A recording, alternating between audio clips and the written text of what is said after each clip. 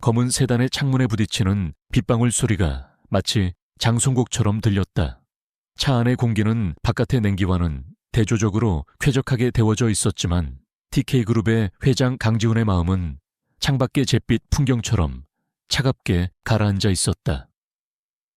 그의 시선은 와이퍼가 쉴 새 없이 닦아내는 유리창 너머 거대한 포크레인과 불도저들이 핥히고 간 상처투성이의 땅에 머물렀다. 한때는 사람들의 삶이 옹기종기 모여있던 달동네였지만 이제는 거대한 진흙탕으로 변해버린 곳.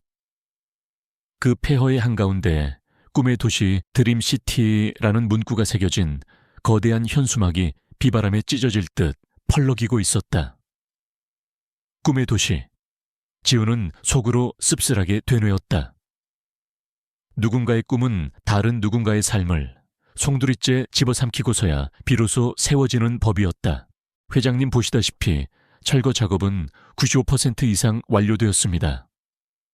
남은 몇 가구도 보상 협의가 마무리 단계에 있어 예정대로 다음 주부터 본격적인 기초공사에 들어갈 수 있을 것 같습니다.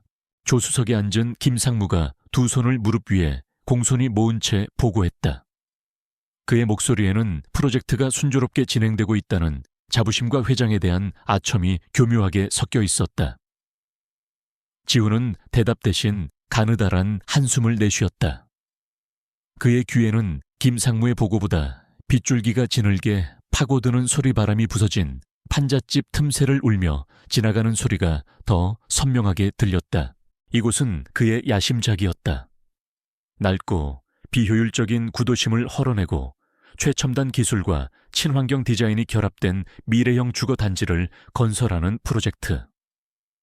드림시티는 TK그룹의 위상을 한 단계 더 끌어올릴 기념비적인 사업이었고 그의 경영 능력을 세상에 다시 한번 증명해 보일 기회였다. 하지만 오늘 마지막 현장 시찰을 위해 이곳을 찾은 그의 마음속에는 성공에 대한 기대감 대신 무거운 책임감과 설명할 수 없는 공허함이 자리 잡고 있었다. 어쩌면 이 지긋지긋한 비 때문인지도 몰랐다. 비는 언제나 잊고 싶었던 과거의 기억들을 눅눅하게 되살려 놓곤 했다. 보상협의는 잡음 없이 진행되고 있는 건가? 지훈이 나지막이 물었다. 그의 목소리는 차 안의 정적을 날카롭게 갈랐다. 네, 물론입니다, 회장님. 법적 절차에 따라 최대한의 보상을 제시했습니다. 일부 무리한 요구를 하는 주민들이 있긴 했지만 저희 법무팀에서 원만하게 처리하고 있습니다. 원만하게. 지훈은 그 단어의 이면에 숨겨진 압박과 회유, 그리고 결국에는 힘의 논리로 모든 것을 밀어붙이는 과정을 떠올렸다. 그것이 비즈니스의 생리였고 그 역시 그 생리를 누구보다 잘 알고 이용하며 지금의 자리에 올랐다. 하지만 때때로 그는 자신이 쌓아 올린 제국의 무게에 짓눌리는 듯한 기분을 느끼곤 했다. 그때였다. 빗소리와 바람소리를 뚫고 무언가 날카로운 소리가 그의 고막을 파고들었다. 아이의 울음소리였다. 처음에는 잘못 들었으려니 했다. 이런 폐허 속에 아이가 있을 리 없었다. 하지만 울음소리는 그치지 않고 오히려 더욱 절박하게 이어졌다. 엄마, 우리 엄마가 쓰레기통에 있어요. 찢어질 듯한 아이의 외침은 단순한 울음을 넘어선 절규였다. 차 안에 있던 모두가 순간 얼어붙었다. 운전기사는 백미러로 지훈의 눈치를 살폈고 김상무는 당황한 기색을 감추지 못했다. 웬 아이가 저기서... 아마 이주를 거부하던 집 아이인가 봅니다. 궂은 날에 떼를 쓰는 모양입니다. 신경 쓰지 않으셔도 됩니다, 회장님. 곧 경비팀에서 조치할 겁니다. 김상무가 서둘러 상황을 수습하려 했지만 지훈은 아무 말 없이 창밖을 응시했다. 그의 눈에 어둠과 비가 뒤섞인 공사장 한쪽 구석에서 비틀거리는 작은 형체가 들어왔다. 너무 멀어서 잘 보이지 않았지만 틀림없는 아이였다. 우리 엄마가 쓰레기통에 있어요. 제발. 누가 좀... 아이의 목소리가 다시 한번 바람을 타고 날아와 지훈의 심장을 때렸다. 쓰레기통에 있다니. 터무니없는 말이었다. 아이가 겁에 질려 헛소리를 하는 것이리라. 김상무의 말처럼 그저 어른들의 관심을 끌기 위한 서툰 반항일 수도 있었다. 이성적으로는 그렇게 생각했지만 지훈의 가슴속에서는 불길한 예감이 싹트고 있었다. 그의 뇌리에서 수십 년간 봉인해 두었던 어린 시절의 한 장면이 섬광처럼 스쳐 지나갔다. 배고픔과 추위에 떨며 쓰레기 더미를 뒤지던 어머니의 지친 뒷모습. 차 세워. 지훈이 단호하게 명령했다. 네, 회장님, 하지만 곧 다음 일정이 있으시고 비바람이 너무 거셉니다. 회장님께서 직접 나서실 일이 아닙니다. 차 쓰라고 했다. 지훈의 목소리에는 거스를 수 없는 힘이 실려 있었다. 운전기사는 마지못해 차를 멈췄다. 지훈이 차 문을 열려고 하자 김상무가 다급하게 그를 말렸다. 회장님, 위험합니다. 바닥도 고르지 않고 무슨 일이 있을지 모릅니다. 제가 대신 다녀오겠습니다. 지훈은 김상무의 말을 무시하고 채서 내렸다. 차가운 빗줄기가 그의 값비싼 맞춤 정장을 순식간에 적셨다. 수백만 원짜리 구두는 발을 내딛자마자 질척한 진흙 속에 빠져들었다. 뒤따라 내린 경호원들이 급히 우산을 펼쳐들었지만 지훈은 손을 들어 그들을 제지했다. 여기 있어. 나 혼자 다녀온다. 그의 명령에 경호팀장인 최민호가 잠시 망설였지만 곧 고개를 숙이고 물러섰다. 최민호는 강지훈이 한번 내린 결정을 절대 번복하지 않는다는 것을 누구보다 잘 알았다. 그는 다만 한치의 오차도 없이 지훈의 모든 움직임을 좇으며 만일의 사태에 대비할 뿐이었다. 지훈은 아이의 울음소리가 들려오는 방향으로 걸음을 옮겼다. 한 걸음 한 걸음 내디딜 때마다 화려한 성공의 상징인 TK그룹의 회장 강지훈은 껍데기처럼 벗겨지고 잊고 싶었던 과거에 소년 강지훈이 진흙탕 속에서 걸어 나오는 듯했다. 그는 누구보다 잘 알았다. 아이들의 절규는, 특히 가난한 아이들의 절규는 결코 꾸며낸 이야기가 아니라는 것을. 그들의 세상에서 비극은 언제나 현실보다 더 현실적으로 일어나는 법이었다. 어둠 속에서 아이의 모습이 점차 선명해졌다. 대여섯 살쯤 되어 보이는 사내아이였다. 얇은 티셔츠 하나만 걸친 아이는 비에 흠뻑 젖어 덜덜 떨고 있었다. 흙투성이 얼굴은 눈물과 콧물로 범벅이 되어 있었다. 아이는 지훈을 발견하자 잠시 울음을 멈추고 경계하는 눈빛으로 그를 바라보았다. 지훈은 아이의 눈높이에 맞춰 조심스럽게 무릎을 굽혔다. 그의 무릎이 차가운 진흙에 닿았지만 그는 아랑곳하지 않았다. 야야, 무슨 일이니? 왜 여기 혼자 있어? 지훈이 최대한 부드러운 목소리로 물었다. 아이는 지훈의 값비싼 옷과 그에게서 풍기는 위압감에 잠시 주눅이 든 듯 입술을 달싹이다가 이내 다시 울음을 터뜨렸다. 아저씨, 우리 엄마가 저 안에 있어요. 아이는 떨리는 손가락으로 한쪽을 가리켰다. 아이의 손끝이 향한 곳에는 거대한 산업 폐기물 수거함들이 줄지어 놓여 있었다. 드림시티, 건설 현장에서 나오는 각종 폐자재와 쓰레기들을 모아두는 곳이었다. 짙은 녹색 페인트가 칠해진 수거함들은 어둠과 비에 젖어 음산한 기운을 내뿜고 있었다. 엄마가 왜 저기에 있니? 엄마는 일하러 가신 거 아닐까? 지훈은 여전히 아이를 달래려 애썼다. 하지만 아이는 고개를 세차게 저었다. 아니에요, 엄마가. 나쁜 아저씨들이 엄마를 저기에 넣었어요. 엄마가 소리쳤는데 나쁜 아저씨들. 지훈의 눈빛이 순간 날카롭게 변했다. 그는 자리에서 일어나 아이가 가리킨 폐기물 수거함으로 천천히 다가갔다. 비바람이 더욱 거세졌다. 그의 심장이 불규칙하게 뛰기 시작했다. 아니길 바랐다. 제발 한 아이의 끔찍한 악몽이기를, 작은 오해이기를 간절히 바랐다. 수거함은 성인 남자의 키를 훌쩍 넘는 높이였다. 굳게 닫힌 철제 뚜껑에는 빗물이 고여 흘러내리고 있었다. 지우는 수거함 옆에 놓인 낡은 드럼통을 밟고 올라섰다. 미끄러운 표면 때문에 하마터면 넘어질 뻔했지만 그는 가까스로 균형을 잡고 수거함 뚜껑에 손을 뻗었다. 차갑고 축축한 소외의 감촉이 손바닥을 통해 온몸으로 퍼져나갔다. 그는 심호흡을 한번 하고 굳게 닫힌 뚜껑의 잠금 장치를 풀었다. 무거운 소에 뚜껑을 들어올리는 순간 역한 냄새가 코를 찔렀다. 먼지와 시멘트 가루, 그리고 정체를 알 수 없는 화학약품 냄새가 뒤섞인 가운데 희미하지만 분명하게 비릿한 냄새가 섞여 있었다. 지우는 불안한 예감을 애써 억누르며 자신의 스마트폰을 꺼내 플래시를 켰다. 그리고 그는 보았다. 스마트폰의 차가운 불빛이 어두운 수거함 내부를 비추는 순간 강지훈의 세상은 무너져 내렸다. 그의 눈에 비친 것은 단순한 쓰레기 더미가 아니었다. 찢어진 비닐과 부서진 건축 자재들 사이로 사람의 형상이 보였다. 힘없이 축 늘어진 팔, 흙먼지로 뒤덮였지만 분명히 사람의 것인 손. 그리고 그 위로 아무렇게나 던져진 익숙한 로고가 새겨진 TK건설의 작업복. 지우는 숨을 쉴 수가 없었다. 눈앞의 광경은 현실이 아닌 것 같았다. 아이의 절규가 그의 뇌리에서 메아리 쳤다. 우리 엄마가 쓰레기통에 있어요. 그것은 아이의 상상이나 거짓말이 아니었다.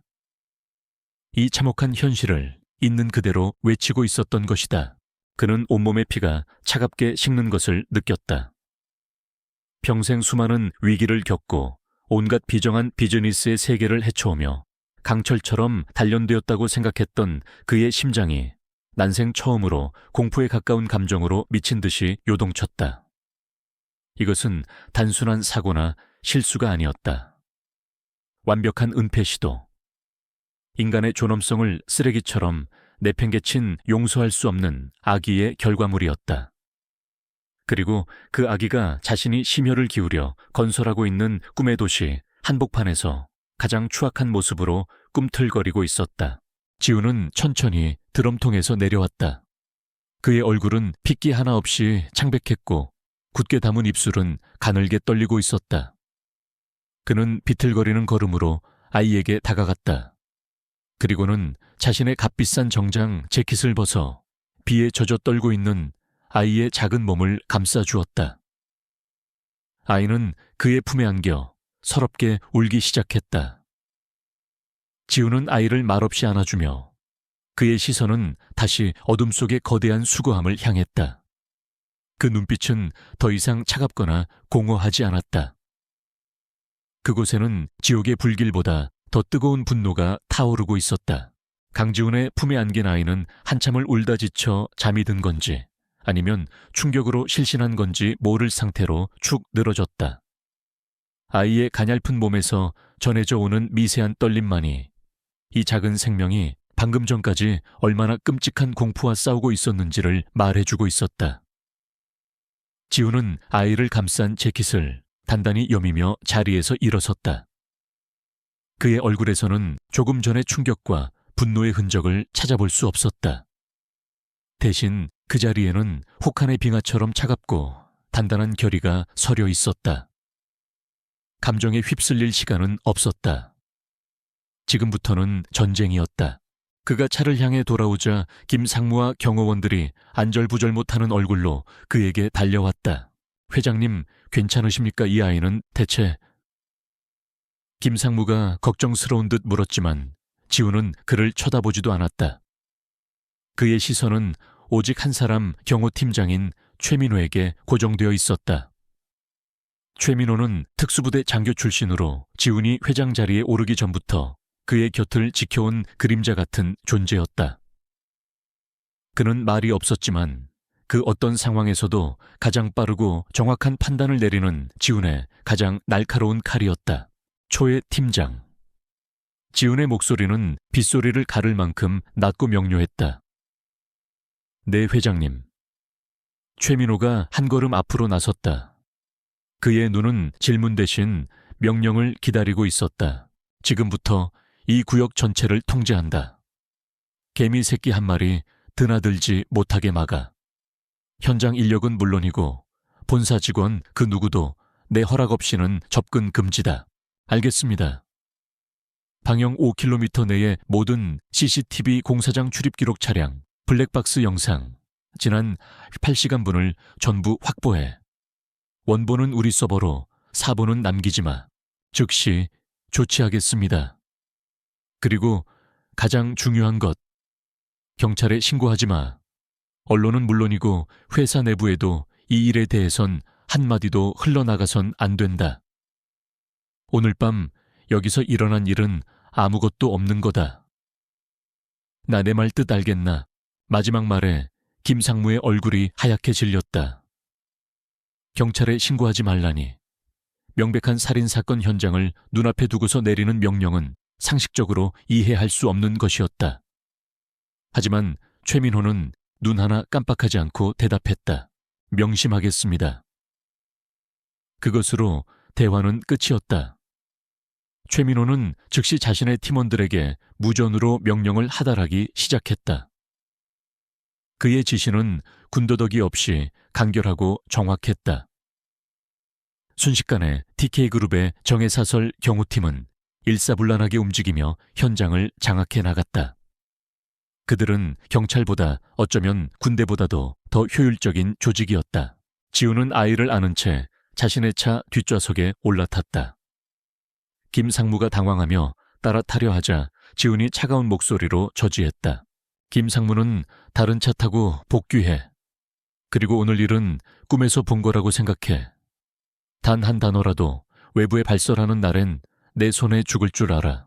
살기가 담긴 경고에 김상무는 그 자리에 얼어붙었다. 그는 평생 잊지 못할 공포를 그 순간 지훈의 눈에서 보았다. 차가 미끄러지듯 현장을 빠져나갔다. 지훈은 잠든 아이의 젖은 머리카락을 조심스럽게 쓸어 넘겨주었다. 아이의 얼굴에는 아직 마르지 않은 눈물 자국이 선명했다. 차 안의 히터가 아이의 차가운 몸을 녹이기 시작하자 아이는 비로소 희미한 온기를 찾아 지훈의 품으로 파고들었다. 그 무의식적인 행동에 지훈의 심장이 잠시 아릿하게 저려왔다. 그는 자신의 아이를 가져본 적이 없었다. 아니, 가족이라는 울타리 자체를 스스로 거부하며 살아왔다. 하지만 지금 그의 팔에 안겨있는 이 작은 생명은 그가 평생 외면해왔던 보호 본능을 일깨우고 있었다. 한남동으로 가지 말고 P 프로젝트로. 지훈이 운전기사에게 새로운 목적지를 말했다. P 프로젝트는 펜트하우스 프로젝트의 약자로 외부에는 알려지지 않은 지훈의 개인적인 공간이었다. TK그룹 본사 빌딩 최상층에 위치한 그곳은 최고 수준의 보안 시스템과 독립적인 통신망, 그리고 비상 상황을 대비한 모든 시설이 갖춰진 그의 비밀 요새였다. 얼마 지나지 않아 차는 TK그룹 본사 빌딩 지하의 회장 전용 주차장으로 들어섰다. 지훈은 아이를 깨우지 않으려 조심스럽게 안아든 차에 전용 엘리베이터를 타고 최상층으로 향했다. 펜트하우스의 문이 열리자 인공지능 시스템이 그의 홍채와 음성을 인식하고는 내부에 불을 밝혔다. 넓고 미니멀한 공간은 최고급 가구들로 채워져 있었지만 사람의 온기는 전혀 느껴지지 않는 모델하우스 같았다. 지훈은 아이를 게스트룸의 넓은 침대 위에 조심스럽게 눕혔다. 그리고 비서에게 연락해 아이에게 맞는 옷과 응급처치를 할 수 있는 의사를 비밀리에 부르라고 지시했다. 그의 지시는 언제나처럼 차분하고 명료했지만 소화기 너머의 비서는 그의 목소리에 담긴 미세한 긴장감을 놓치지 않았다. 잠시 후 최민호가 펜트하우스에 도착했다. 그의 옷 역시 비에 젖어 있었지만 그의 태도는 조금도 흐트러짐이 없었다. 현장 통제 완료했습니다. 말씀하신 모든 데이터 백업 시작했습니다. 분석에는 최소 서너 시간이 걸릴 것으로 보입니다. 피해자는 지훈이 핵심을 찔렀다.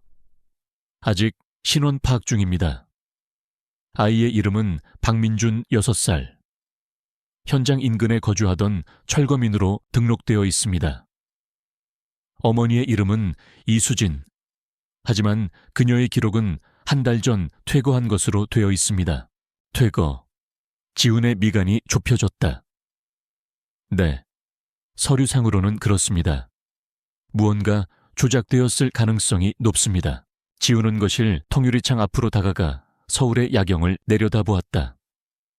수많은 불빛들이 별처럼 반짝이며 거대한 도시의 화려함을 뽐내고 있었다. 저 불빛 하나하나 아래에 얼마나 많은 이야기와 슬픔 그리고 추악한 비밀들이 숨겨져 있을까. 그는 자신이 만든 제국의 꼭대기에서 그 제국의 가장 어두운 밑바닥을 목격한 참이었다. 범인은 프로다. 흔적을 거의 남기지 않았을 거야. 하지만 완벽한 범죄는 없어. 반드시 실수를 남기지. 그렇습니다. 아이가 유일한 목격자입니다. 범인들이 아이를 놓쳤거나 혹은 살아있다는 사실 자체를 몰랐을 겁니다. 최민호의 말에 지훈은 주먹을 불끈 쥐었다. 만약 범인들이 민준이의 존재를 알았다면 이 아이 역시 무사하지 못했을 것이다. 생각만 해도 등골이 오싹해지는 가정이었다. 아이의 안전이 최우선이다. P프로젝트의 보안 등급을 최고 단계로 격상시켜. 내가 허락한 인원 외에는 그 누구도 이곳에 접근할 수 없어. 의사가 다녀간 후에는 모든 출입 기록을 삭제해. 알겠습니다. 그리고 범인의 윤곽이 잡힐 때까지 이 아이는 내가 직접 보호한다. 지훈의 선언에 최민호는 잠시 놀란 표정을 지었지만 이내 고개를 끄덕였다. 그는 강지훈이 단순한 동정심이나 변덕으로 이런 결정을 내린 것이 아님을 알았다. 이것은 죽은 피해자에 대한 책임감이자 범인을 향한 선전포고였다. 가장 소중한 증거이자 유일한 생존자를 자신의 곁에 둠으로써 범인들에게 결코 물러서지 않겠다는 의지를 보여주는 것이었다. 그때 최민호의 태블릿 PC로 메시지 하나가 도착했다. 그는 메시지를 확인하더니 굳은 표정으로 입을 열었다. 회장님 신원 파악에 진전이 있습니다. 말해봐. 피해자 이수진 씨, 만 32살. 1년 전부터 TK건설 자재관리팀에서 계약직 데이터 분석가로 일해왔습니다. TK건설. 자신의 핵심 계열사였다. 지훈의 눈빛이 얼음장처럼 차가워졌다. 외부의 소행이 아니었다. 범인은 내부에 있었다. 자신의 울타리 안에서 자신의 이름을 걸고 일하는 직원 중 하나가 이 끔찍한 범죄를 저지른 것이다. 그리고 한 달 전 부당 해고를 당한 기록이 있습니다. 최민호가 덧붙였다. 부당 해고. 네, 공식적인 해고 사유는 업무 태만과 기밀 유출 시도였지만 정식 징계위원회도 열리지 않은 채 일방적인 계약 해지 통보를 받았습니다. 당시 그녀는 회사의 조치에 강하게 반발하며 법적 대응을 준비하고 있었던 것 같습니다. 모든 조각들이 하나씩 맞춰지기 시작했다. TK건설 자재관리팀 데이터 분석가 부당 해고. 이 단어들은 하나의 끔찍한 진실을 향해 소리치고 있었다. 이수진은 무언가를 발견했던 것이다. 회사가 감추고 싶어 하는 비밀. 그리고 그 비밀 때문에 목숨을 잃었다. 지훈은 천천히 몸을 돌려 최민호를 마주보았다. 그의 마음속에서 타오르기 시작한 분노는 이제 차가운 확신으로 변해 있었다. 자재관리팀 총괄 책임자가 누구지? 백성철 부회장입니다. 백성철, 자신의 오른팔이자 TK그룹의 2인자. 누구보다 믿었던 사람이었다. 지훈은 아무 말도 하지 않았다. 하지만 그의 침묵은 그 어떤 절규보다 더 무겁고 섬뜩했다. 그는 자신의 제국 심장부에 독사가 도사리고 있다는 사실을 깨달았다. 이제 그는 사냥을 시작해야 했다. 자신의 손으로 그 독사의 숨통을 끊어놓기 위한 잔혹하고 외로운 사냥을. 다음날 새벽 P프로젝트의 거실은 여전히 밤의 정적에 잠겨 있었다. 강지훈은 밤새 한숨도 자지 않았다. 그는 소파에 앉아 게스트룸의 굳게 닫힌 문을 묵묵히 응시하고 있었다. 어젯밤 비밀리에 다녀간 의사는 아이가 극심한 정신적 충격 상태에 있지만 신체적으로는 큰 문제가 없다고 진단했다. 따뜻한 물로 몸을 닦이고 새 옷으로 갈아입힌 아이는 저녁 늦게 짧게 깨어났지만 낯선 환경에 겁을 먹은 듯 다시 깊은 잠에 빠져들었다. 지우는 자리에서 일어나 조용히 게스트룸 문을 열었다. 작은 스탠드 조명 아래 거대한 침대 한가운데에 웅크리고 잠든 박민준의 모습이 보였다. 아이의 얼굴은 잠결에도 미세하게 찡그려져 있었고 이따금씩 희미한 잠꼬대를 중얼거렸다. 그 모습은 지훈의 가슴을 날카롭게 파고들었다. 저 작은 어깨가 감당하기에는 너무나도 거대한 비극이었다. 그는 자신도 모르게 아이의 머리맡으로 다가가 이불을 목까지 끌어올려 주었다. 아이를 지켜야 했다. 단순히 범인을 잡기 위한 증인으로서가 아니었다. 이 아이의 무너진 세상을, 부서진 삶을 지켜주는 것이 이 모든 비극을 시작하게 만든 제국의 주인으로서 그가 져야 할 최소한의 책임이었다. 창밖으로 서서히 동이 트기 시작했다. 회색빛 도시가 잠에서 깨어나는 모습을 보며 지훈의 눈빛은 다시 냉철한 기업가의 그것으로 돌아왔다. 그는 자신의 집무실로 향했다. 밤사이 최민호가 보낸 1차 조사 보고서가 그의 책상 위 태블릿에 올라와 있었다. 보고서는 예상대로 암담했다. 이수진이라는 이름 주위에는 투명한 유리벽이 쳐져 있는 것 같았다. TK건설의 공식적인 인사 기록에는 그녀가 단순 계약직이었으며 업무 성과가 저조하고 회사 기밀 자료에 무단으로 접근하려다 적발되어 정당하게 해고되었다고 명시되어 있었다. 하지만 최민호의 팀이 비공식적으로 접촉한 몇몇 동료들은 하나같이 입을 다물었다. 그녀에 대해 잘 모른다거나 별로 친하지 않았다는 기계적인 답변만 돌아왔다. 보이지 않는 압력이 그들의 입을 막고 있는 것이 분명했다. 그녀의 컴퓨터 접속 기록, 이메일 사내 메신저 기록은 모두 보안 규정에 따라 완벽하게 삭제된 상태였다. 마치 처음부터 존재하지 않았던 사람처럼 이수진의 3년간의 족적은 TK건설의 서버에서 증발해버렸다. 이것은 단순한 증거인멸이 아니었다. 한 사람의 존재 자체를 지워버리려는 오만하고 잔인한 시도였다. 지훈은 보고서를 덮고 비서를 호출했다. 지금 즉시 부회장 이하 모든 핵심 임원들을 소집해 30분 뒤 긴급 경영회의를 열겠다. 30분 후 TK그룹 본사 70층의 회장 전용 회의실에는 무거운 긴장감이 감돌았다. 갑작스러운 새벽의 호출에 임원들은 무슨 일이냐는 듯 서로 눈치를 살폈지만 강지훈의 얼음장 같은 표정 앞에서는 누구도 감히 입을 열지 못했다. 지훈은 회의실에 들어서는 백성철 부회장을 유심히 관찰했다. 백성철은 평소와 다름없이 완벽하게 다려진 수트 차림에 온화하지만 자신감 넘치는 미소를 띠고 있었다. 그는 지훈에게 가볍게 목례를 하며 물었다. 회장님, 이른 아침부터 무슨 긴급한 일이십니까? 그의 목소리와 태도에서는 어떤 불안이나 동요도 찾아볼 수 없었다. 완벽한 포커페이스였다. 만약 어젯밤의 진실을 몰랐다면 지훈 자신조차도 그를 의심하지 못했을 것이다. 지훈은 테이블 상석에 앉아 입을 열었다. 어젯밤 드림시티 건설 현장에서 불미스러운 일이 있었습니다. 임원들의 시선이 그에게 집중되었다. 외부인이 무단으로 침입해 소란을 피우는 일이 있었습니다. 우리의 보안 시스템에 심각한 구멍이 뚫렸다는 증거입니다. 지훈은 의도적으로 살인 사건에 대해서는 한마디도 언급하지 않았다. 대신 그는 보안 문제를 거론하며 판을 깔기 시작했다. 프로젝트를 총괄하는 책임자로서 백 부회장. 어떻게 생각하십니까? 모든 시선이 백성철에게로 향했다. 백성철은 잠시 안타깝다는 듯한 표정을 짓더니 이내 단호한 목소리로 말했다. 송구스럽습니다, 회장님. 제 관리 책임입니다. 즉시 현장 보안 시스템을 전면 재점검하고 책임자를 엄중히 문책하겠습니다. 다시는 이런 일이 발생하지 않도록 하겠습니다. 흠잡을 데 없는 완벽한 답변이었다. 그는 자신의 책임을 인정하는 것처럼 보였지만 교묘하게 사건의 본질을 단순한 보안 사고로 축소시키고 있었다. 지훈은 고개를 끄덕이며 말을 이었다. 그 외부인은 6살짜리 아이였습니다.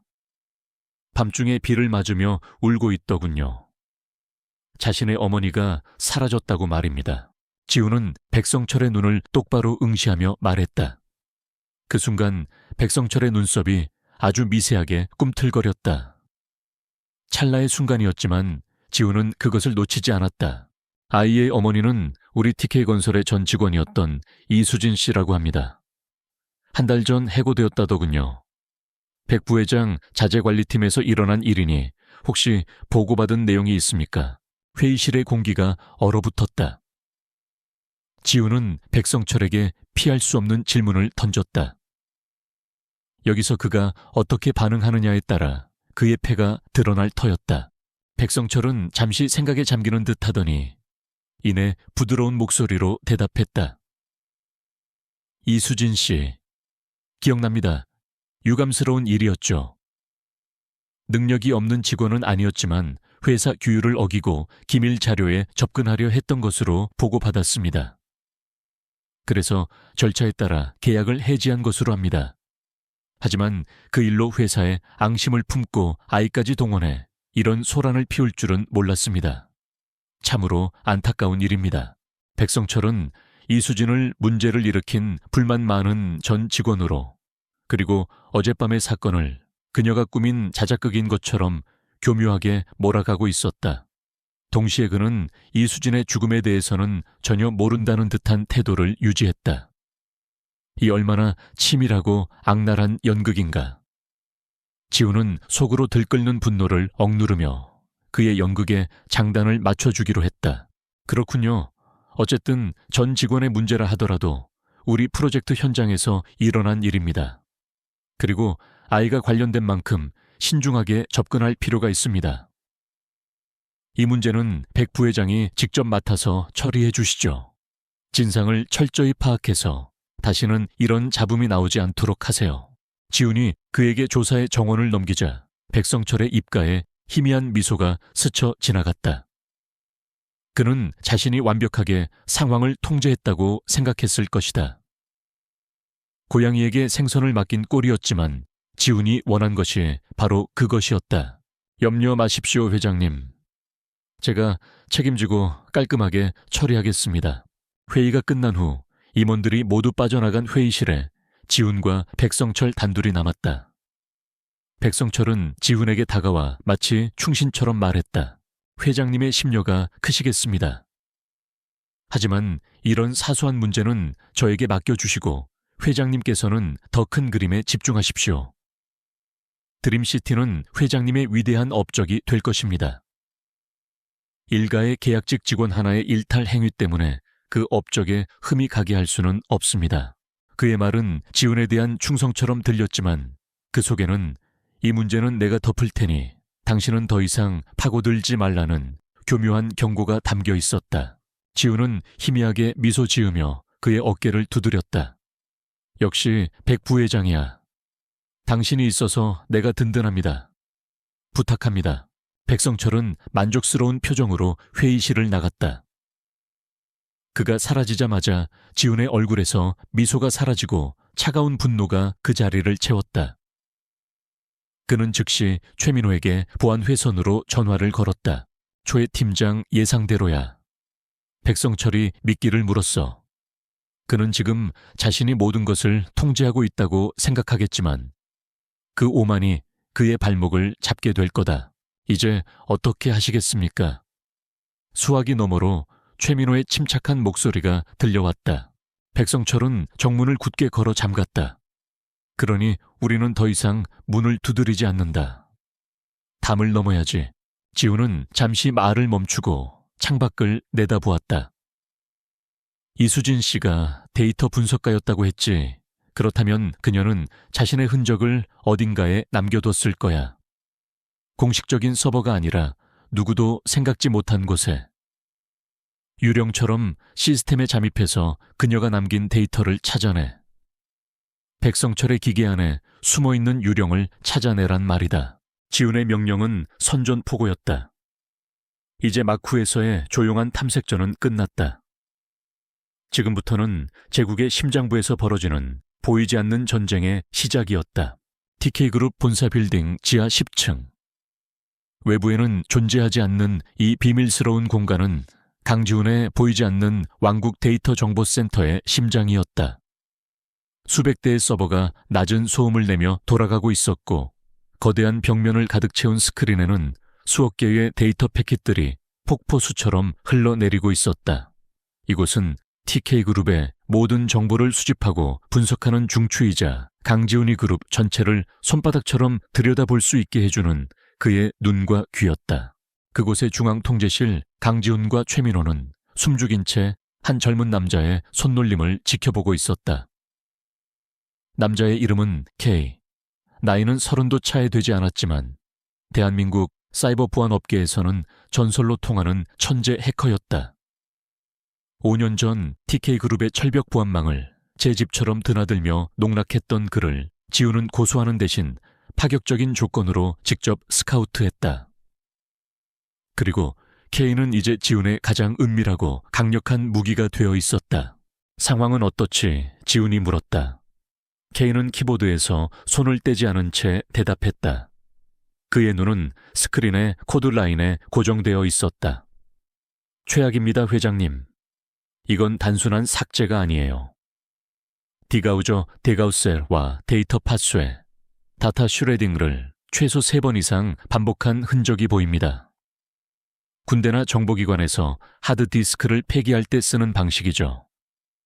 이수진 씨의 개인 컴퓨터 회사 계정 관련 서버 섹터까지. 그녀의 디지털 흔적을 원자 단위로 분해해서 날려버렸습니다. 최민호의 얼굴이 굳어졌다. 복구는 불가능하다는 건가? 99.9%는요. K가 짧게 대답했다. 하지만 저는 그 0.1%의 월급을 받는 사람이니까요. 그는 다시 현란하게 키보드를 두드리기 시작했다. 그의 전략은 정면 돌파가 아니었다. 완벽하게 파괴된 데이터를 복구하려는 시도는 시간 낭비였다.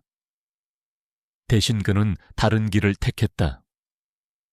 이수진이라는 사용자가 남긴 흔적이 아니라 그녀의 데이터가 시스템 전체를 오가며 남긴 잔상을 추적하는 것이었다. 마치 유령의 발자국을 찾는 것처럼 그는 TK건설에 방대한 네트워크 트래픽 로그와 클라우드 백업 시스템의 메타데이터 속을 파고들었다. 눈에 보이지 않는 먼지 같은 흔적들을 하나씩 긁어모으는 인내심과 집요함이 필요한 작업이었다. 시간은 더디게 흘러갔다. 지훈은 통제실을 나와 잠시 B 프로젝트 펜트하우스로 올라왔다. 거실에서는 고용된 보육 전문가가 민준이와 함께 그림을 그리고 있었다. 아이는 여전히 말이 없었지만 처음 봤을 때처럼 겁에 질린 표정은 아니었다. 하얀 도화지 위에는 온통 검은색 크레파스로 휘갈겨진 선들만이 가득했다. 아이의 무의식 속에 남은 공포의 잔재였다. 지훈이 다가가자 민준이는 고개를 들어 그를 물끄러미 쳐다보았다. 아이의 맑은 눈동자는 너무나도 투명해서 오히려 그 안에 담긴 깊은 슬픔이 지훈의 마음을 아프게 찔렀다. 아저씨, 아이가 처음으로 그에게 말을 걸었다. 응, 민준아. 우리 엄마. 언제 와요? 그 순수한 질문에 지훈은 아무 대답도 할 수 없었다. 그는 그저 아이의 옆에 쪼그려 앉아 아무 말 없이 아이의 작은 머리를 쓰다듬어 주었다. 이 아이에게서 엄마를 빼앗아간 자를 그는 결코 용서할 수 없었다. 아니, 용서해서는 안 되었다. 그것은 인간으로서의 마지막 도리를 저버리는 일이었다. 다시 지하의 통제실로 돌아왔을 때 K의 표정은 그 어느 때보다도 진지했다. 찾았습니다. K가 스크린의 한 부분을 가리켰다. 그곳에는 의미를 알 수 없는 코드들이 빼곡하게 적혀 있었다. 이수진 씨가 해고 통보를 받기 직전 약 15분 동안 외부 개인 클라우드 스토리지로 대용량 파일을 업로드하려 한 트래픽 기록을 발견했습니다. 업로드는 중간에 강제로 차단되었고 전송 실패로 끝났습니다. 하지만 그 과정에서 파일의 파편들이 우리 회사 네트워크 캐시 서버에 아주 잠시 동안 기록되었다가 사라졌습니다. 그 파편들을 복구할 수 있나? 최민호가 다급하게 물었다. 지금 하고 있는 중입니다. 조각난 퍼즐을 맞추는 것과 같습니다. 암호화도 2중 3중으로 걸려 있어서 시간이 좀 걸립니다. 모두가 숨을 죽이고 K의 작업을 지켜보았다. 마치 시한폭탄을 해체하는 것처럼 K는 신중하고 빠르게 암호화된 데이터 조각들을 하나씩 해독하고 재조립해 나갔다. 화면 위로 의미를 알 수 없었던 코드들이 서서히 제 모습을 찾기 시작했다. 단어들이 나타나고 문장이 만들어지고 표가 모습을 드러냈다. 자재, 불일치, 보고서 초안, 공급업체, 알파무역, 특수관계 의심, 철근 비셉 등급, 설계 규격 미달, 콘크리트 압축 강도 실험 결과 위조 정황. 단편적인 단어들이었지만 그것들이 가리키는 방향은 명확하고도 끔찍했다. 지우는 온몸의 피가 역류하는 듯한 충격을 느꼈다. 심장이 거대한 얼음덩이에 부딪힌 것처럼 차갑게 가라앉았다. 몇 시간이 더 흐르고 마침내 K는 찢겨진 보고서의 핵심 부분을 복원해내는데 성공했다. 완성된 문서는 완전하지 않았지만 그 안에 담긴 내용은 TK그룹 전체를 송두리째 뒤흔들기에 충분했다. 그것은 이수진이 자신의 목숨을 걸고 작성한 내부 고발장이었다. 보고서에는 지난 5년간 백성철 부회장이 알파 무역기라는 유령 회사를 내세워 TK건설의 주요 프로젝트에 납품되는 최고급 철근과 시멘트를 값싼 중국산 저급자재로 바꿔치기한 수법이 상세히 기록되어 있었다. 그녀는 데이터 분석가로서 자재 입출고 기록과 회계 장부 사이에 미세한 불일치를 발견했고 그것을 파고들어 거대한 부패의 실체를 밝혀낸 것이었다. 보고서에는 그녀가 비밀리에 의뢰한 자재 성분 분석 결과와 저급 자재를 사용했을 경우 건물의 구조 안전성이 얼마나 치명적으로 저하되는지에 대한 시뮬레이션 데이터까지 첨부되어 있었다. 백성철이 이런 수법으로 횡령한 금액은 수천억 원에 달했다. 하지만 돈보다 더 끔찍한 것은 그 결과였다. 그가 지은 수십 개의 아파트 다리, 그리고 지금 짓고 있는 드림시티의 초고층 빌딩까지 그 모든 것들이 잠재적인 살인 무기나 다름없었다. 수만 어쩌면 수십만 명의 목숨을 담보로 한 사상 최악의 기업 범죄였다. 이제 모든 것이 명확해졌다. 이수진은 이 사실을 외부에 폭로하려 했고 그 직전에 발각되어 목숨을 잃었다. 그녀의 죽음은 단순한 살인사건이 아니었다. 거대한 재앙을 막으려 했던 한 용감한 내부 고발자에 대한 추악한 보복이었다. 강지훈은 거대한 스크린에 떠있는 보고서를 망연자실하게 바라보았다. 그의 분노는 이미 임계점을 넘어섰다. 그것은 이제 분노가 아니라 차가운 사명감에 가까운 감정이었다. 이것은 더 이상 개인적인 복수가 아니었다. 자신이 일군 제국의 이름으로 저질러진 끔찍한 죄악을 바로잡고 잠재적인 대참사를 막아야 하는 싸움이었다. 그는 보고서에 첨부된 부실 공사 의심 건축물 리스트를 천천히 훑어보았다. 익숙한 아파트 단지들의 이름이 눈에 들어왔다. 그리고 리스트의 맨 마지막에 선명하게 박혀있는 두 단어, 드림시티 타워 A. 수천 명의 사람들이 입주하게 될 그의 야심작이자 꿈의 상징. 그곳이 거대한 무덤이 될 수도 있었다. 스크린의 차가운 빛이 그의 얼굴에 어른거렸다.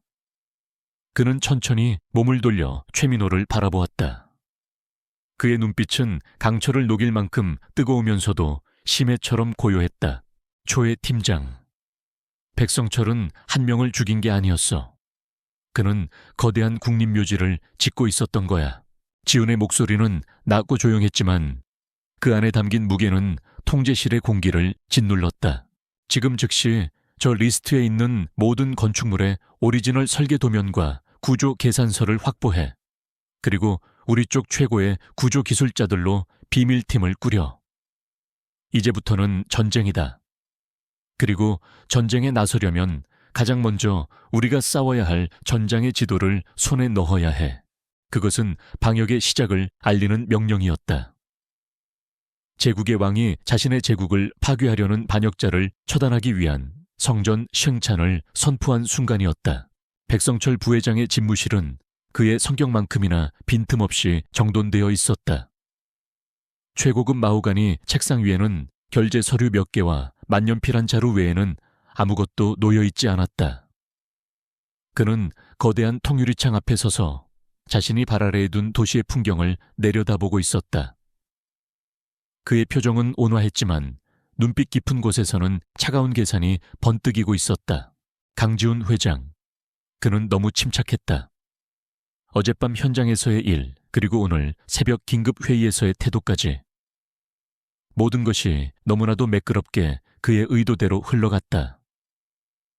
백성철은 강지훈이 이수진 사건을 단순한 보안 문제로 덮고 넘어갈 것이라고는 처음부터 믿지 않았다. 강지훈은 그런 위인이 아니었다. 그는 자신이 납득할 때까지 파고드는 집요함을 가졌고, 특히 자신의 제국 내에서 벌어진 오점은 결코 용납하지 않는 결벽증에 가까운 성정을 지니고 있었다. 강지훈의 침착함은 폭풍 전의 고요함일 뿐이었다. 들어와. 노크 소리에 백성철이 나지막이 말했다. 문이 열리고 양복 차림의 한 남자가 조용히 들어와 고개를 숙였다. 그는 TK그룹의 감사팀 소속이었지만 실제로는 백성철 개인의 수족처럼 움직이는 정보원이었다. 알아보라고 한 건 어떻게 됐나? 움직임이 있었습니다. 최민호 팀장이 어젯밤부터 비상팀을 가동했습니다. 백성철의 미간이 미세하게 좁혀졌다. 비상팀. 네. 회장님 직속에 사이버 보안팀 일명 유령팀이 소집되었습니다. 그리고 최 팀장의 인원들이 과거 주요 건축 프로젝트들의 구조 설계도면, 원본을 데이터베이스에서 열람한 기록이 있습니다. 구조 설계도면. 그 단어에 백성철의 심장이 순간 차갑게 내려앉았다. 단순한 살인사건 조사가 아니었다. 강지훈은 이미 사건의 본질에 다가서고 있었다. 이수진이 남긴 데이터의 흔적을 찾고 있는 것이 분명했다. 그 아이는 백성철이 물었다. 행방이 묘연합니다. 경찰이나 아동보호시설로 인계되지 않았습니다. 어젯밤 회장님 차량에 동승한 이후로 마치 증발한 것 같습니다. 모든 조각이 맞춰졌다. 강지훈은 아이를 보호하고 있었다. 가장 결정적인 증인을 자신의 가장 안전한 곳에 숨겨둔 것이다. 그리고 동시에 사건의 핵심 증거인 데이터 파편을 찾기 위해 최고의 팀을 동원했다. 그는 이미 모든 것을 알고 있거나 혹은 거의 모든 것을 알아낸 상태였다. 이제 조용히 덮고 넘어갈 수 있는 단계는 지났다. 백성철은 천천히 몸을 돌려 남자에게 말했다. 시간이 없어. 더 이상 기다릴 수는 없다. 강 회장이 손에 쥔 패를 전부 테이블 위에 올려놓기 전에 우리가 먼저 그의 판을 엎어야 해. 남자는 말없이 백성철의 다음 명령을 기다렸다. 강 회장의 눈과 귀를 먼저 멀게 만들어. 최민호, 그가 너무 많은 것을 알고 있어. 사고로 위장해. 하지만 확실하게 처리해. 2번 손댈 일 없도록. 알겠습니다. 그리고 그의 심장을 건드려야지. 백성철의 입가에 잔인한 미소가 떠올랐다. 강 회장이 애지중지 숨겨놓은 그 아이에게도 우리의 메시지를 전달해야겠어. 직접 손을 댈 필요는 없어. 그저 우리가 어디까지 알고 있는지, 무엇까지 할 수 있는지 보여주기만 하면 돼. 그것은 선을 넘는 결정이었다.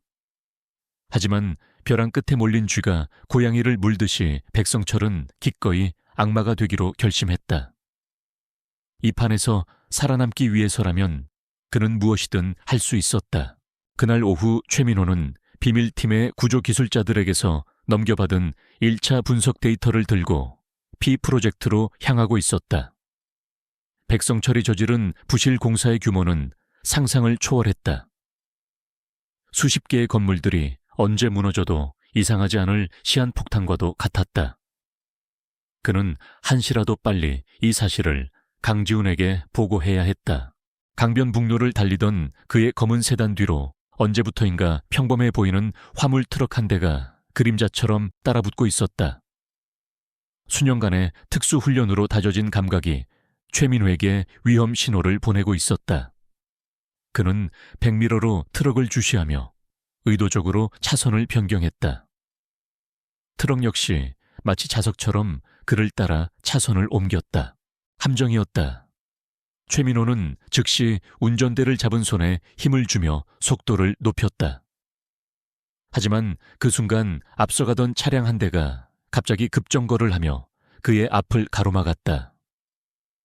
끼익 타이어가 아스팔트에 갈리는 날카로운 마찰음과 함께 최민호는 반사적으로 핸들을 오른쪽으로 꺾었다. 하지만 이미 늦었다. 그의 차가 갓길의 가드레일을 들이받고 멈추는 순간 뒤따라오던 거대한 덤프트럭이 속도를 줄이지 않은 채 그대로 그의 차 후미를 덮쳤다. 쿵 엄청난 충격음과 함께 세상이 뒤집혔다. 최민호의 몸이 공중으로 솟구쳤다가 운전석에 처박혔다. 에어백이 터지며 그의 시야를 가렸고 사방에서 유리창이 깨지는 소리가 고막을 찢었다. 차체는 종이장처럼 구겨졌고 그는 의식이 흐려지는 것을 느꼈다. 마지막 순간 그는 자신의 옆 좌석에 놓여있던 피로 물든 데이터 파일을 필사적으로 품에 끌어안았다. 이건 회장님께 전달해야 해. 같은 시각 P프로젝트 펜트하우스에서 강지훈은 민준이와 함께 있었다. 그는 아이의 심리 안정을 위해 커다란 스케치북과 최고급 색연필 세트를 가져다 주었다. 민준이는 여전히 검은색만 사용했지만 전과는 달리 어지러운 선 대신 작은 집 한 채를 그리고 있었다. 비뚤비뚤하지만 창문과 문 그리고 지붕 위에 동그란 해까지 그려 넣은 집이었다. 이건 우리 집이에요. 민준이가 작은 목소리로 말했다. 지훈이 스케치북을 들여다보자 민준이는 집 옆에 졸라맨처럼 생긴 사람 2명을 가리켰다. 하나는 크고 하나는 작았다. 이건 엄마, 이건 나. 지훈은 아무 말 없이 아이의 어깨를 감싸 안았다. 그때 그의 책상 위에 놓여있던 비상 연락용 스마트폰이 날카롭게 울렸다. 발신자는 최민호의 부관이었다. 회장님, 팀장님께서 교통사고를 당하셨습니다. 지훈의 심장이 멎는 듯했다. 그는 즉시 상황을 파악했다. 상태는 이식은 있지만 중상입니다. 지금 병원으로 옮기고 있습니다. 현장 상황으로 보아 단순 사고가 아닌 것 같습니다. 지훈의 눈빛이 얼음처럼 차가워졌다. 시작된 것이다. 백성철의 방역이 자신의 가장 믿음직한 수족을 잘라내려는 시도. 분노가 머리끝까지 치밀어 올랐지만 그는 목소리를 낮게 깔고 침착하게 명령했다. 병원 보안을 최고 등급으로 격상시켜 내가 보낸 인원 외에는 그 누구도 최 팀장에게 접근하지 못하게 해. 그리고 사고 현장의 모든 증거를 긁어모아 타이어 자국 하나까지도 놓치지 마. 전화를 끄는 지훈은 온몸의 근육이 딱딱하게 굳는 것을 느꼈다. 그때 비서에게서 인터폰이 울렸다. 회장님 앞으로 발송된 긴급 내부 우편물이 도착했습니다. 내부 우편물. 이 시점에 불길한 예감이 그의 등골을 스쳤다. 올려보내. 잠시 후 비서가 가져온 작은 상자를 받아든 지훈은 내용물을 확인하고 그 자리에 얼어붙었다. 상자 안에는 흔한 협박 편지 같은 것은 없었다. 대신 정교하게 만들어진 노란색 소형 크레인 장난감 하나와 아주 작은 아기 신발 한 짝이 들어있었다. 그 신발은 지훈이 어제 민준이를 위해 직접 주문해서 신겨준 것과 똑같은 모델이었다. 그것은 글자 없는 협박장이었다. 소리 없는 선전포고였다. 네가 어디에 그 아이를 숨겼는지 알고 있다. 내 손은 그곳까지 닿을 수 있다. 건설 현장은 아이들에게 위험한 곳이지. 백성철은 지금 그렇게 속삭이고 있었다. 강지훈의 이성의 끈이 끊어지는 소리가 들렸다. 최민호를 공격한 것은 비즈니스 세계의 암투 전쟁의 일부로 이해할 수 있었다. 하지만 아무것도 모르는 6살짜리 아이를 이 끔찍한 비극의 가장 큰 피해자를 위협하는 것은 인간이기를 포기한 짐승의 짓이었다. 지우는 손안의 작은 신발을 부서져라 움켜쥐었다. 그의 관자놀이에 핏줄이 붉어졌다. 방 안에서는 민준이가 아무것도 모른 채 다시 그림을 그리고 있었다. 평화로운 그 모습과 그의 손에 들린 아기에 찬 증거물이 극명한 대조를 이루며 그의 분노를 들끓게 했다. 그는 더 이상 비밀리에 움직이지 않기로 결심했다. 조용한 수사는 끝났다. 이제는 전면전이었다. 지우는 자신의 법무팀장과 이사회 내에서 가장 신뢰하는 동맹인 강은혁 사장에게 전화를 걸었다. 그의 목소리는 분노로 가늘게 떨리고 있었지만 그 어느 때보다도 단호했다. 이사호에 소집해. 내일 새벽 긴급 안건으로. 쥐새끼들을 박멸할 시간이야. 다음 날 새벽 해가 뜨기 전에 여명은 칼날처럼 차가웠다. TK그룹 본사 70층의 이사회 회의실에는 이미 대부분의 이사들이 모여 있었다. 평소라면 활기찬 아침 인사가 오갔을 공간은 마치 장례식장처럼 무겁고 냉랭한 침묵에 잠겨 있었다. 갑작스러운 긴급 이사회 소집. 안건은 그룹 내부 보안 및 리스크 관리에 관한 중대 사안. 하지만 이 자리에 모인 노회한 권력자들은 그 이면에 더 거대하고 위험한 무언가가 숨겨져 있음을 본능적으로 감지하고 있었다. 강지우는 상석에 앉아 눈을 감고 있었다. 그의 얼굴은 호수처럼 평온했지만 그 수면 아래에서는 거대한 폭풍이 휘몰아치고 있었다. 지난밤 그는 병원에서 막 의식을 차린 최민호를 만났다. 최민호는 부서진 갈비뼈의 고통 속에서도 자신이 목숨처럼 지켜낸 데이터 파일과 함께 결정적인 정보를 보고했다. 이수진이 남긴 데이터 조각에서 발견된 암시를 토대로 최민호의 팀이 비밀리에 확보한 증거. 그것이 오늘 이 전쟁을 끝낼 마지막 한 수가 될 것이었다.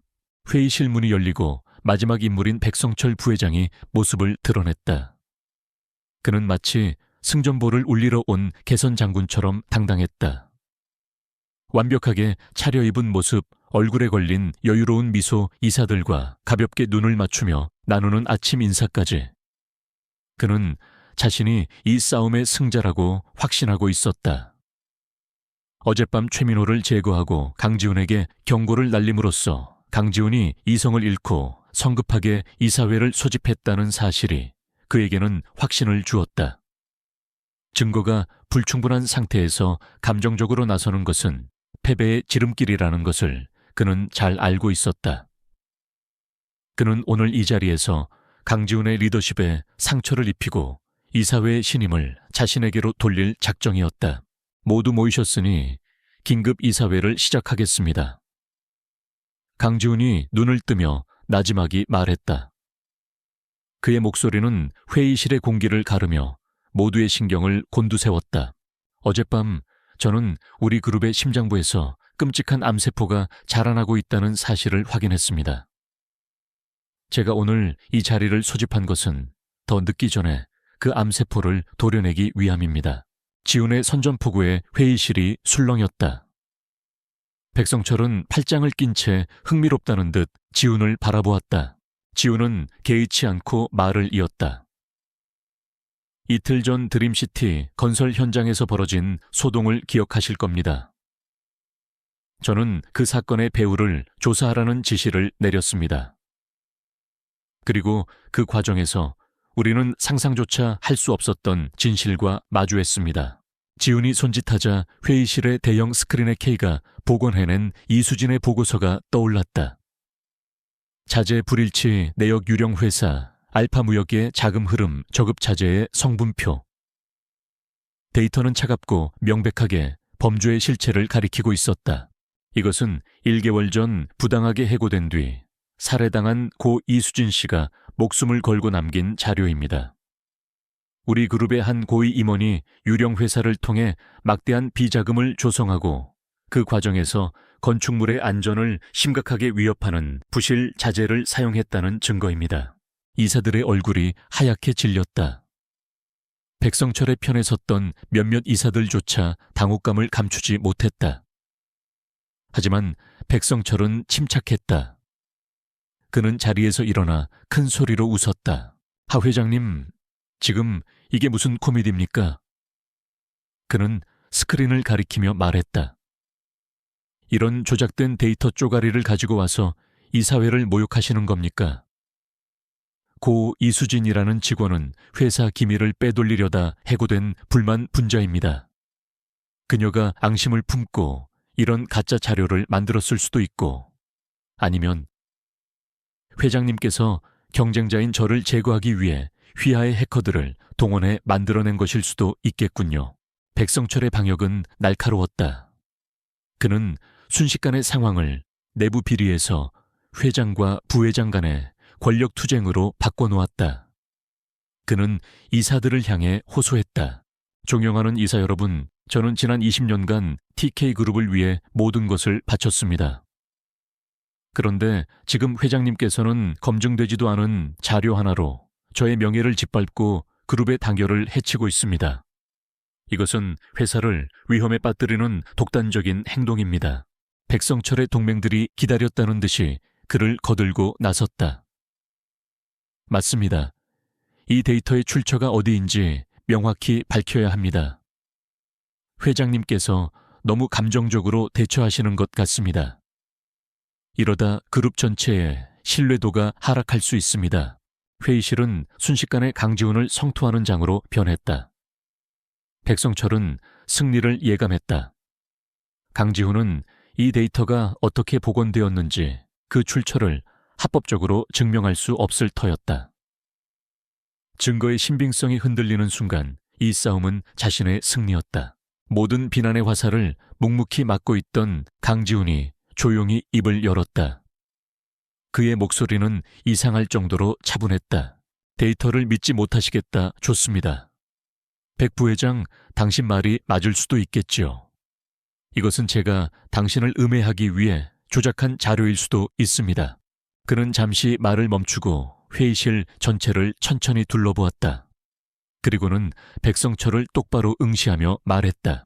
그래서 당신이 반박할 수 없는 증거를 하나 더 준비했습니다. 지훈이 손에 든 리모컨의 버튼을 누르자 스크린에 화면이 바뀌었다.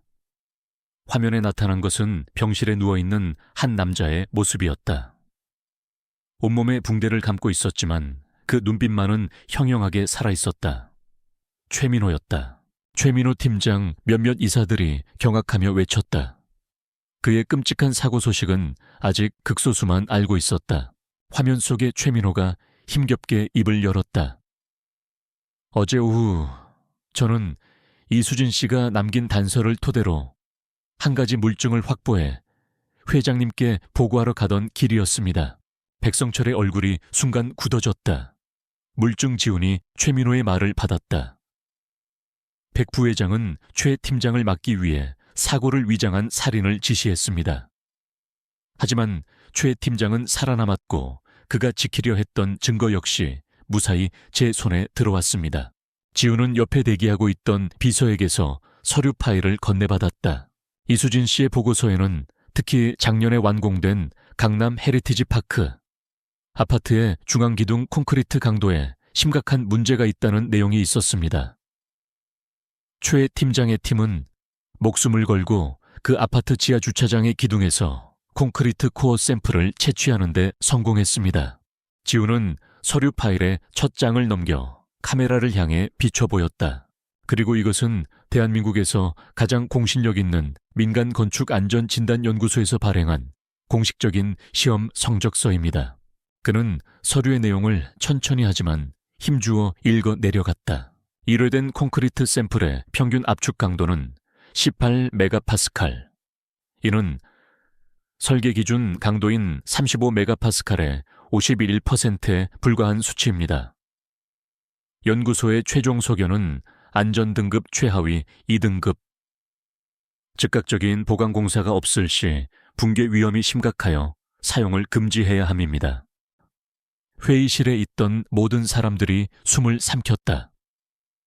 디지털 데이터는 조작 의혹을 제기할 수 있다. 증인의 말은 위증이라고 반박할 수 있다. 하지만 제3의 독립기관에서 발행한 과학적 데이터에 기반한 공식 보고서는 그 무엇으로도 반박할 수 없었다. 그것은 백성철의 범죄에 내려진 사형 선고나 다름없었다. 모든 시선이 백성철에게로 향했다. 그의 얼굴은 더 이상 여유롭지 않았다. 핏기가 완전히 가신 그의 얼굴은 하얀 종이처럼 구겨져 있었다. 그의 완벽했던 포커페이스가 산산조각나고 그 안에서 공포와 당혹 그리고 패배감이 여과 없이 드러났다. 그의 제국이 그가 수십 년간 쌓아 올린 거짓의 성이 단 한 장의 종이 앞에서 와르르 무너져 내리고 있었다. 백성 체포해. 강지훈이 회의실 문가에 대기하고 있던 최민호의 부관에게 나지막이 명령했다. 더 이상 부회장이라는 직함은 없었다. 그는 그저 범죄자일 뿐이었다. 백성철의 편에 섰던 이사들은 쥐 죽은 듯 고개를 숙였다. 회의실에는 완전한 정적이 흘렀다. 그것은 한거인의 몰락과 제국의 왕이 반역자를 처단하고 승리를 확정짓는 서늘하고도 장엄한 침묵이었다. 강지훈의 명령이 떨어지자 회의실 문가에 대기하고 있던 최민호의 부관과 경호원들이 안으로 들어섰다. 그들은 한치의 망설임도 없이 백성철에게 다가갔다. 한때 그룹의 2인자로서 천하를 호령하던 백성철은 이제 초라한 범죄자에 불과했다. 그의 어깨는 무너져 내렸고 얼굴에서는 모든 빛이 사라져 있었다. 그는 아무런 저항도 하지 않았다. 아니, 할 수 없었다. 모든 것이 끝났다는 것을 그는 누구보다 잘 알고 있었다. 경호원들에게 양팔이 붙들려 끌려나가면서 그의 텅 빈 시선이 마지막으로 강지훈에게 닿았다. 그 눈에는 증오나 분노가 아닌 이해할 수 없다는 깊은 의문이 담겨 있었다. 어째서 모든 것을 가졌으면서 왜 굳이 이 모든 것을 파헤쳐서 판 전체를 뒤엎는가? 그는 마지막 순간까지도 강지훈이라는 사람을 이해하지 못했다. 강지훈 역시 그에게 아무런 대답도 하지 않았다. 그들의 세상은 이미 돌이킬 수 없을 만큼 멀어져 있었다. 백성철이 연행되어 나가자 그가 쌓아 올린 견고했던 부패의 제국은 도미노처럼 무너지기 시작했다. 강지훈은 회의실에 남은 이사들을 향해 차갑게 말했다. 지금부터 1시간의 시간을 주겠습니다. 이번 사태에 연루된 사실을 자백하고 백성철의 범죄를 입증할 모든 자료를 제출하는 사람에게는 법이 허용하는 최대한의 선처를 받을 수 있도록 그룹 차원에서 돕겠습니다. 하지만 1시간 뒤에도 입을 다무는 자는 백성철과 함께 그룹의 이름으로 고발될 것이고 그 어떤 자비도 없을 겁니다. 그것은 회유이자 최후 통첩이었다. 생존 본능 앞에 의리나 충성 따위는 존재하지 않았다. 백성철이라는 거대한 방패막이 사라지자 공범자들은 서로를 밀치며 살기를 찾기 시작했다. 1시간도 차에 되지 않아 강지훈의 책상 위에는 백성철의 횡령과 부실 공사를 입증하는 내부 자료들이 산더미처럼 쌓였다. 그의 비밀 장부로비 내역 살인교사를 암시하는 통화 기록까지. 쥐들은 가라앉는 배에서 가장 먼저 탈출하는 법이었다. 그날 오후 TK그룹 본사 빌딩은 검찰의 대대적인 압수수색으로 발칵 뒤집혔다. 수십 명의 수사관들이 들이닥쳐 관련 부서들을 봉쇄하고 컴퓨터와 서류들을 실어나갔다. TV에서는 온종일 속보가 쏟아졌고 TK그룹의 주가는 개장과 동시에 폭락했다. 대한민국을 대표하는 초일류 기업의 신화가 하루아침에 추락하는 순간이었다. 모두가 강지훈이 이 위기를 어떻게 덮고 지나갈지에 주목했다. 재계에서는 그가 막대한 자금력으로 언론과 정재계를 움직여 사태를 최소화할 것이라고 예측했다. 하지만 강지훈의 선택은 모두의 예상을 완전히 벗어났다. 다음 날 오전 그는 공식 기자회견을 자청했다. 수백 명의 기자들 앞에 선 그는 준비된 원고도 없이 담담하게 입을 열었다. 존경하는 국민 여러분, 그리고 TK그룹을 믿어주셨던 모든 분들께 저는 오늘 TK그룹의 회장으로서 고개 숙여 사죄의 말씀을 드립니다. 그는 말과 함께 90도로 허리를 숙였다.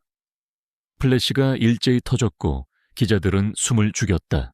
최근 언론에 보도된 백성철 전 부회장의 비리 혐의는 모두 사실입니다. 아니, 알려진 것보다 더 심각하고 추악한 범죄가 우리 그룹 내부에서 조직적으로 자행되어 왔습니다. 그는 숨기지 않았다. 오히려 그는 검찰의 수사 발표보다 더 적나라하게 내부의 치부를 드러냈다. 그는 백성철의 횡령과 부실 공사 혐의, 그리고 그 과정에서 진실을 밝히려다 희생된 고 이수진 씨의 이야기를 모두 공개했다. 고 이수진 씨는 단순한 직원이 아니었습니다. 그녀는 우리 사회의 양심을 지키려 했던 영웅이었습니다. TK그룹은 그녀의 용기와 희생 덕분에 더 큰 재앙을 막을 수 있었습니다.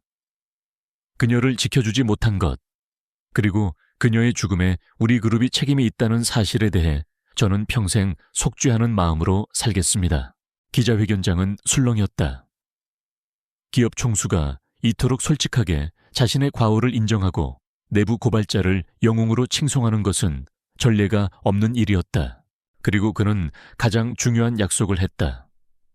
TK그룹은 지난 5년간 백성철의 주도에 시공된 모든 건축물에 대해 전면적인 정밀 안전 진단을 실시하겠습니다. 그리고 단 하나의 건물이라도 안전에 문제가 발견될 경우 비용이 얼마가 들든 시간이 얼마가 걸리든 그룹의 모든 역량을 총동원하여 완벽하게 보강하거나 필요하다면 전면 재건축까지도 불사하겠습니다. 그곳에 사는 주민들의 안전보다 더 중요한 가치는 없기 때문입니다.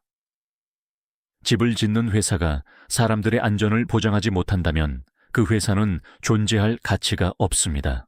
이 선언은 대한민국 전체를 충격에 빠뜨렸다. 수십 개의 아파트 단지와 상업용 빌딩을 전면 재점검하고 보수하는 데 드는 비용은 수조 원에 달할 것이었다. 그룹의 존폐를 위협할 수도 있는 상식적으로는 불가능에 가까운 약속이었다. 재무 담당 임원들은 사색이 되어 그를 말렸지만 그의 결심은 확고했다. 기자회견 이후 세상의 여론은 급반전되기 시작했다. TK그룹의 주가는 여전히 바닥이었지만 위기를 덮으려 하지 않고 정면으로 책임지려는 강지훈의 태도에 국민들은 신뢰를 보내기 시작했다. 그것은 무너진 제국을 다시 세우기 위한 가장 고통스럽지만 유일한 길이었다. 몇 주 후 강지훈은 재활치료에 전념하고 있는 최민호의 병실을 찾았다. 최민호는 휠체어에 앉아 창밖을 보고 있었다. 그의 몸에는 아직 사고의 흔적이 남아 있었지만 눈빛은 예전의 총기를 되찾고 있었다. 괜찮나? 지훈이 물었다. 덕분에요. 최민호가 짧게 대답했다. 뉴스 잘 보고 있습니다. 정말로 전부 다 뜯어 고치실 생각입니까? 회사가 휘청일 겁니다. 기초가 썩었는데 그 위에 집을 지을 수는 없지. 무너진 김에 바닥부터 다시 다지는 거야. 지훈은 창가로 다가가 그의 옆에 섰다. 백성철은 모든 걸 자백했어. 이수진 씨 살인교사 혐의까지. 관련자들도 전부 구속됐고 이제 정말로 끝났어. 그 아이는 어떻습니까? 최민호가 물었다. 민준이 지훈의 입가에 희미한 미소가 떠올랐다. 아직 말은 많지 않지만 그림의 색깔이 생기기 시작했어. 검은색 말고 노란색이랑 파란색을 쓰더군. 그 작은 변화가 지훈에게는 그 어떤 경영 성과보다 더 큰 위안을 주었다. 백성철에게는 법의 심판이 내려질 것이고 TK그룹은 혹독한 대가를 치를 것이다. 하지만 이 모든 비극의 시작이었던 한 용감한 어머니의 죽음은 헛되지 않았다. 그녀의 진실은 세상을 밝혔고 수많은 사람들의 목숨을 구했으며 거대한 제국의 왕에게 진정으로 집을 짓는다는 것의 의미를 다시 생각하게 만들었다. 그것이 진정한 의미의 정의 구현이었다. 지훈은 병실을 나오며 생각했다. 이제 남은 것은 그 정의 위에 새로운 희망을 짓는 일이었다. 1년이라는 시간이 흘렀다. 격동의 폭풍이 핥히고 간 TK그룹의 상처는 서서히 아물고 있었다. 강지훈의 결단력 있는 리더십 아래 그룹은 창사 이래 최대의 위기를 정면으로 돌파했다. 그는 약속대로 수조 원의 천문학적인 비용을 투입하여 부실 공사로 판명된 모든 건축물에 대한 보강 및 재건축 작업에 착수했다. 그 과정에서 회사의 재정은 바닥을 드러냈고 수많은 반대와 비난에 직면해야 했다. 하지만 그는 흔들리지 않았다. 그는 이 과정을 투명하게 공개했고 피해를 입은 주민들에게 진심으로 사죄하며 모든 책임을 졌다. 세상은 그런 그의 무모한 책임감에 응답했다. 추락했던 TK그룹의 주가는 서서히 회복되기 시작했고 가장 정직한 건설사라는 새로운 이미지가 생겨났다. 위기는 오히려 TK그룹의 기초를 더 단단하게 다지는 계기가 되었다. 백성철과 그의 공범자들은 법의 엄중한 심판을 받아 수십 년의 중형을 선고받고 역사의 뒤양일로 사라졌다. 하지만 강지훈에게 지난 1년간 가장 큰 변화는 회사의 경영 정상화나 명예회복이 아니었다. 그의 삶에 찾아온 작지만 가장 위대한 변화는 바로 박민준이라는 아이였다. 강지훈은 법적 절차를 거쳐 민준이를 정식으로 입양했다.